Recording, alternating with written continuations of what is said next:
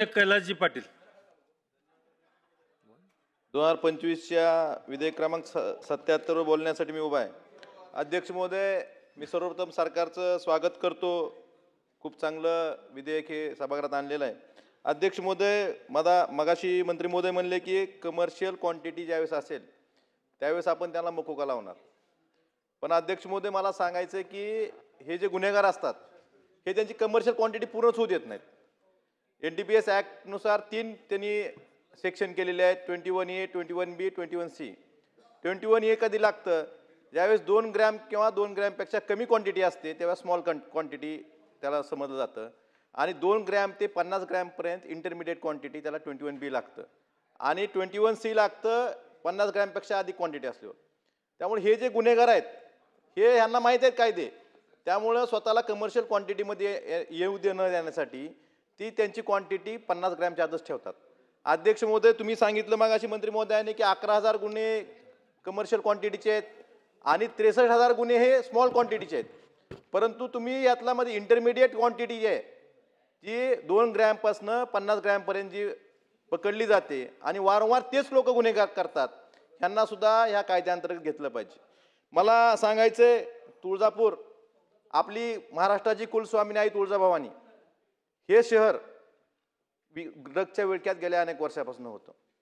या ठिकाणी पोलिसने कारवाई केली, 59 पुड्या पकडल्या आणि क्वांटिटी किती दाखवली? 45 ग्रॅम. कारण त्यांना कमर्शियलमध्ये येऊ दिलं नाही. 3 वेळा कारवाई झाली. सुरुवातीला 15 फेब्रुवारीला 45 पुड्या पकडल्या, 45 ग्रॅम क्वांटिटी दाखवली. नंतर 4 मार्चला 17 पुड्या पकडल्या, 10 ग्रॅम क्वांटिटी दाखवली. नंतर 5 मार्चला 13 पुड्या पकडल्या, 8 ग्रॅम क्वांटिटी दाखवली. एकच गुन्हा, परंतु दरवेळेस वेगवेगळ्या क्वांटिटी दाखवत त्यांना कमर्शियल पर्यंत जाऊ द्यायचं नाही.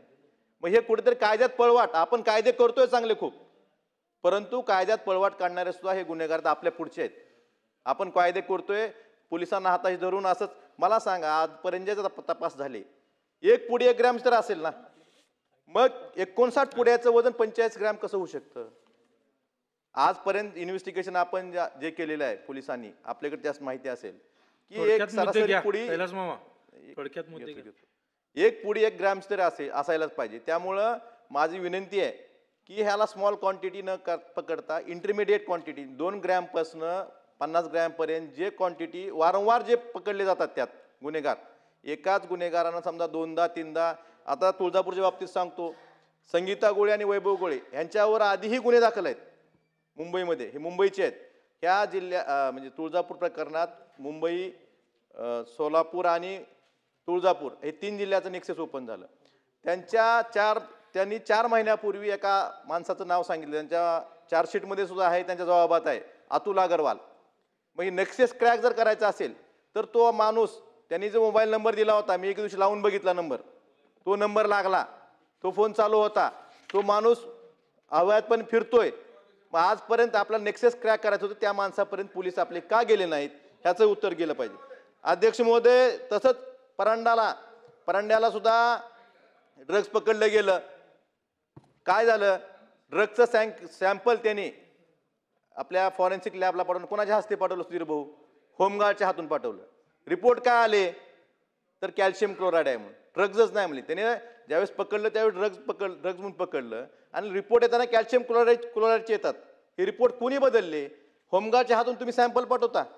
नंतर ह्यावेळेस ह्याच्या तक्रारी झाल्यानंतर परत ती बी समरी करायचं पोलिसांनी रिपोर्ट दिला होता किंवा केस क्लोज करून टाका.